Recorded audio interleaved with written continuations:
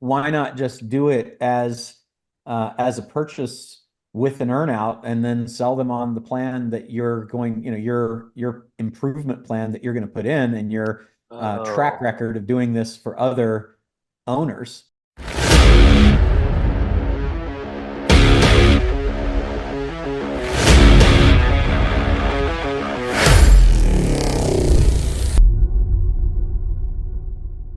But I wanted to give you a little bit of context. So I'm buying these music schools, right? Yeah. So the the thing when I'm doing my cold calls and I'm getting a lot of, I get tons of people interested because you the challenge for a lot of these guys is they're either overpaying or mostly it's overpaying and they don't have a marketing or volume problem, or they're scaring off customers.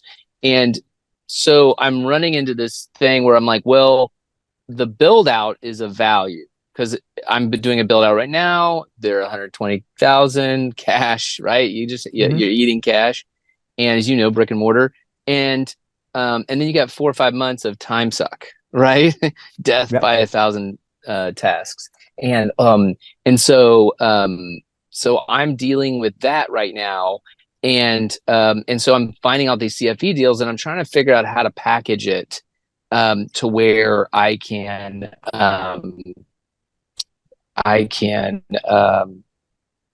get the deal, but I don't want to pay any money because they don't make any money by the time they pay their person. Does that make sense? So they don't make any money once I discount taking them out, but I want to do a CFE deal, and I'm trying to navigate what percentage I need to do. Does that make sense? And because I'm literally going from taking them from not making anything to having at least being able to cash out, Right. you know? I don't know that that would best be a CFE. I mean, why not just like if they're having a hard time as it is, which I think many of them are, why not just do it as a purchase with an earnout and then sell them on the plan that you're going, your improvement plan that you're going to put in and your track Oh. record of doing this for other owners and say, Oh, I've just all earn out. yeah, I've got a way out for you, and this is what it looks like. And otherwise, you're really not going to have much luck selling this for anything. So Yeah. so here's my plan, and basically, I'll Hmm. commit to take you out. Here's what the payout looks like, and that as long as you're not asking them to take less than they're getting out of the business now during the time that you're doing what you do, Mm. it shouldn't be an issue for them. So you're not coming out of pocket to do it. You're basically letting them, you're saying, I'll pay you what you're making now during the transition time. And then after the transition time, I'll pay you X based on this payout formula.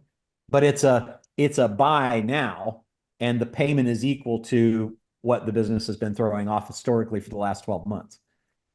Yeah, the only and this is the only thing is there's a ton of these deals, Mhm.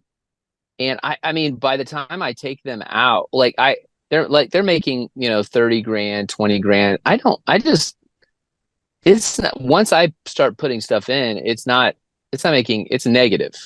So, and I don't even want to take, I have too many of those. There's a lot of them. I mean, Well, you might, given the fact that you've got a large number of candidates for acquisition, you might just raise your acquisition criteria and not deal with yeah, people that aren't making enough to make that make sense for you. yeah, that's true. Yeah.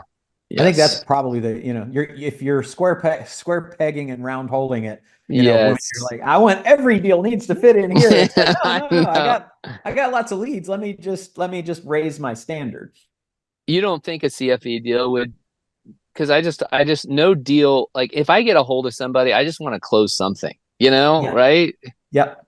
But why CFE a kind of a crappy little deal, right? Yeah. Just okay, yay, I've got half of $2,000 a month. I Yeah. Yeah. That's true. you'd rather spend your time because all the time it's going to take to turn that around, Yeah. you could be identifying better candidates and then close, a few nicer deals. Okay. Okay. Okay. Yeah. Yep. That's helpful. Thank Awesome. you. You are very welcome.